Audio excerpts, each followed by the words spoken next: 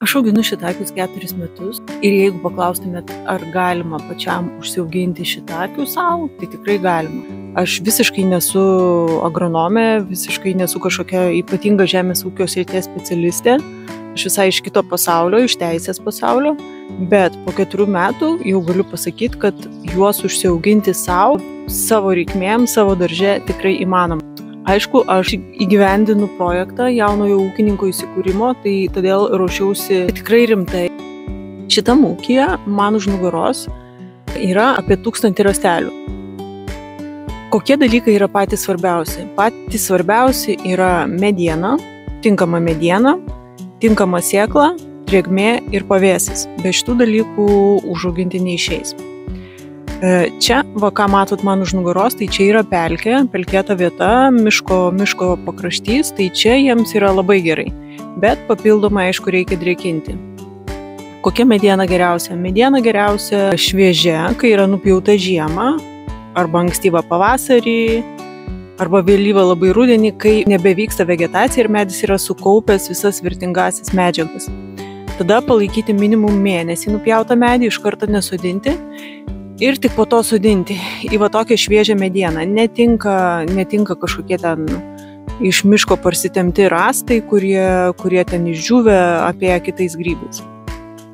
Tinka ąžuolas, klevas, beržas, alksnis labai neblogai, skroblas, visi lapuočiai, kietmedis.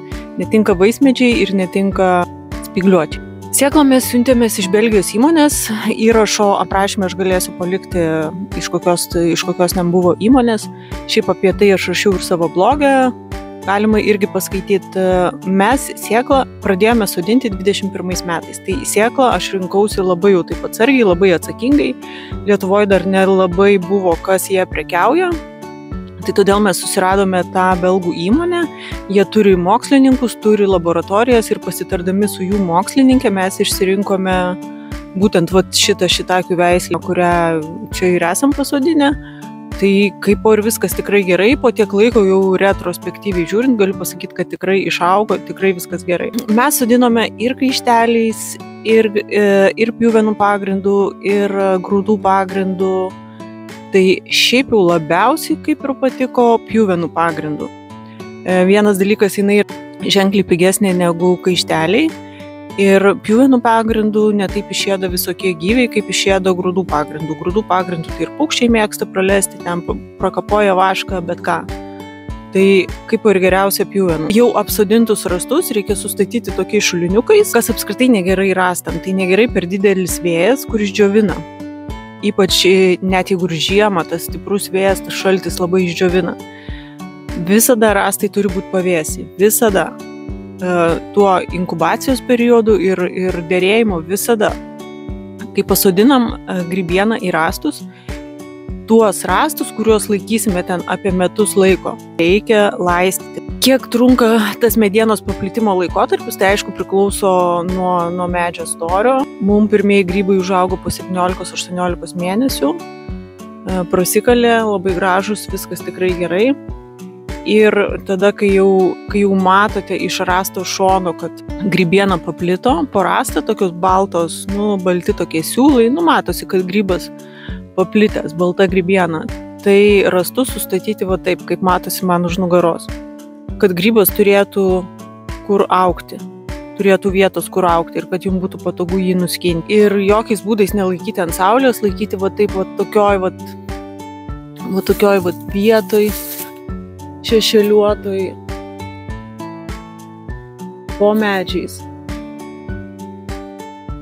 Kas yra gerai produktyvumui, kas tikrai mums pasteisino, tai yra šoko darimas. Pamerkti į šaltą vandenį, kažkokioj tai talpoj, pamerkti rąstus parai laiko į šaltą švarų vandenį. Po paros ištraukti ir po kelių dienų rąstai pradeda derėti. Nuo vieno rąsto per metus derlius gali būti panašiai apie kilogramą, plus minus. Čia turiu omeny per visą sezoną. Sezonas nuo gegužės iki lapkričio, pirmųjų šalnų maždaug taip. Mes bandėm laistyti ir su šlanga, bandėm padėti rąstus, kur galas iš viso vos ne vandenys stovi čia pelkiai. Bet niekas normaliai neveikia, veikia tik tai šokas. Jeigu šoko nėra, tai kažkur auga, kažkur neauga, pavieniai grybai, nieko negali nuprognozuoti, nieko negali niekam pažadėti. Nu, žodžiu, visiškai nekontroliuoji. O šokas tikrai veikia. Jeigu turit kažkokių klausimų, klauskit, aš mielai atsakysiu. Aš norėjau padaryti tokį video, kad žmonės galėtų paklausti, kas jiem įdomu. Aš suprantu, kad kai nesi niekada auginęs, tai daug tų klausimų. Man irgi tai buvo. Medžiagos kažkokios lietuviškai nelabai buvo. Aš ten siunčiausi auginimo vadovus iš Amerikos kažkokių universitetų, ten daug metų studijų apibendrinimas, viską skaičiau. Tai buvo taip gana sunku, o dabar tai internete šiaip tai labai daug visokių tokių dalykų. Šitakių kaina, kokia aukšta, kaip čia, žodžiu, ant rastų tie pinigai auga, kaip čia užauginsit grybų ir parduosit. Nu, nežinau, mano patirtis kol kas tokia, kad užauginti tai sekasi, bet parduoti yra sunku. Nu, tikrai man yra sunku parduoti, jeigu tikrai aš dar vargstu su tuo ir nežinau, kaip čia bus, bet aišku, grybų paklausa didėja, jie yra ant bangos. Visi jais domisi ir aš manau, kad tie grybai turi perspektyvą tikrai ir jie labai sveiki ir skanus ir nu, žodžiu, ten belė kaip vertingi, tai gal viskas bus gerai, bet apie pardavimą, kai man čia pradės jau tie pinigai birėti, tai galėsiu padaryti atskirą video. Šie metai yra treti, kai aš ir paskutiniai projekto įgyvendinimo metai, tai yra, kai aš įgyvendinu jaunojo ūkininko įsikūrimo projektą. Nu, ką galiu pasakyti, nesitikėjau, kad bus lengva. Bet kad bus taip sunku, tai irgi nenumačiau. Bet viskas gerai, aš tikiuosi pavyks tinkamai, sėkmingai gyvendinti, nes iš tikrųjų labai svarbu yra susižiūrėti visus reikalavimus, įsivertinti visas sąlygas, visas aplinkybės, kad tau teks skirti nemažai laiko. Daug iš tikrųjų dalykų, daug fizinio darbo pradinio reikia su šitais grybais.